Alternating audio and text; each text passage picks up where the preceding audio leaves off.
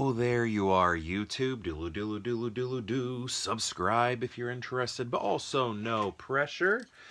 Let's get some light going. A little mood lighting there. Speaking of that Oscar, I just watched. Can you tell that's an Oscar? I can never tell if you can tell it's an Oscar. We saw ANORA today. My wife and I both really liked that movie. Up for Best Picture, so that's we're just trying to get through all the Best Picture winners. Mikey Madsen, am I saying that right? Is her last name Madsen? Is nominated. Also, we have a supporting actor nominated as well. And maybe more. Maybe is Sean Baker nominated? I don't know. Can't remember. But anyway, thought that was good. Nice Cinderella story with a emotional, impactful ending. And yeah, it was entertaining as well. Sort of edge of your seat type stuff.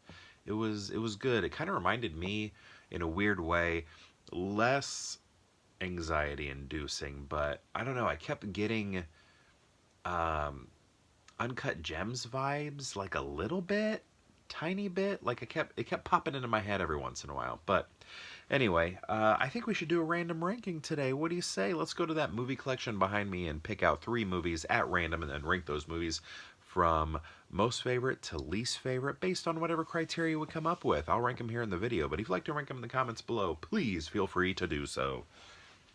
All right. Maybe something over here. Do you like the fit? Check it out. You like that?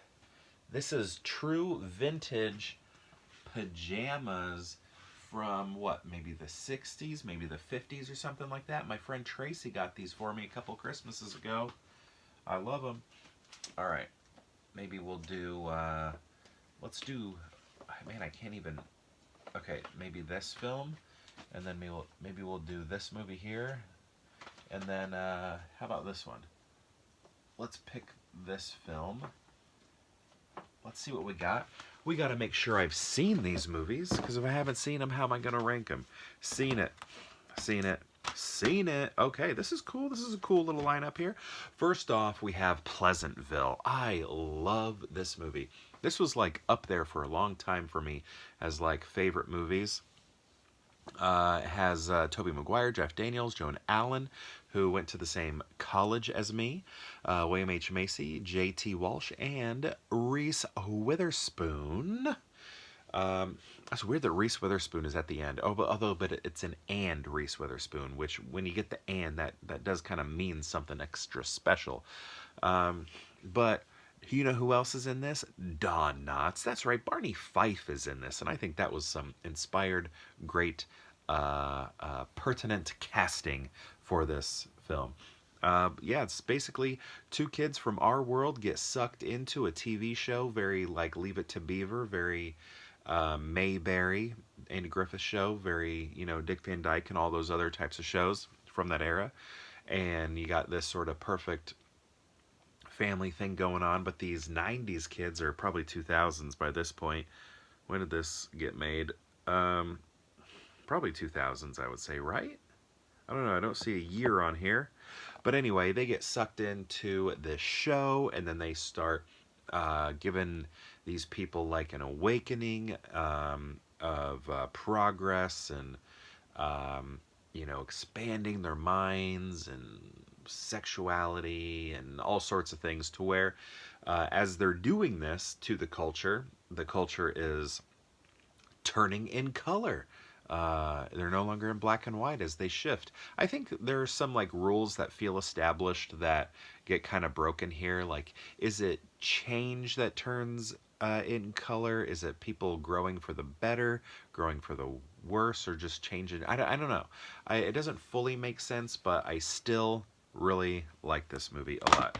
Next we have Bullet to the Head. Now I've only seen this movie once, where Pleasantville I've seen many times, but Bullet to the Head, what I really liked about it is that, so it came out in probably the 2010s, I would say. 2013 is the year I see on here. I don't know if that's the year it was released. Maybe that was the year this came out, but the physical media. But what I really liked about it was what I really liked about this was it felt dated. Like it felt dated, not of the era it was in, but it felt like earlier. It felt like a 90s movie, you know, like a mid 90s movie that you would see, like you would rent a mainstream movie, but they were the previews before it on the VHS were promoting like maybe a B level movie with maybe actors that you've seen before but maybe weren't stars. I don't know, it felt like that. It felt like that kind of movie. It felt like a movie that my mom would rent, and I didn't know any of the people in it, or I knew very few of them, and I was like, this wasn't a famous movie. Why are you renting this? And then we'd watch it and be like, wow, that was really good. It feels like one of those movies. It just, I love that throwback feel to it, and I commend it for that. And while it doesn't fit the time that it was made, I don't think it really fits a time that I love in movie making. So I've always had a special place in my heart for this, even though I've only seen it one time. But I just remember thinking, like, wow, this is great. I love this. They should keep making movies like this. This is so good. It's such a throwback, and it feels like the stuff that I grew up on, the unexpected hidden gems that I grew up on. And that's how I feel about Bullet to the Head. Also, good director. Was it Friedkin? Who directed this? For some reason, I always think Friedkin did this. I can't see who directed it. Wait, who? Is that the director? Walter Hill. Never mind. I don't... Why did I think Friedkin did this? Walter Hill. Who's Walter Hill? I don't know who that is. Okay, next we have Fantastic Beasts and Where to Find Them. Now, of this franchise, this is the best movie. I really love Queenie. Have a huge crush on Queenie in this movie. Also, Fogler is in this. Dan Fogler, and he is so cool in it. I love him, and I love the relationship between him and Queenie. That is one that I want to see move forward. And I don't know if we're going to get more of these movies, unfortunately, which makes me so sad because I want to see them. I want to see them together and like where their life's going and just how things are progressing. I love those characters so much, and I'm so sad that we have lost this franchise, basically. I don't think it's going to work. They just weren't making the type of money that the Harry Potter films were, and I don't know. I think, the Harry Potter movies had kids in them, so families were going, and then here there are no kids in them. It's like grown-ups, but grown-ups by the time, you're an adult, it's hard to see these movies because you're so busy, and you're like, do I really want to watch a fantasy film right now? It doesn't seem appropriate for my kids, necessarily my young kids. So I just feel like the demographic doesn't exist for these movies in terms of making money at the box office, and that's really important, right? So like I don't even think I saw the second one in the theaters. I think I did see the third one in the theaters, but I got there late and almost missed I almost missed the window in which it was being played in theaters. And I think the demographic doesn't exist for these, sadly, and that's why they're not going to make more. I don't know, they needed to have a central kid character or something so that families would go to this, because I think that's really what helped make Harry Potter so successful.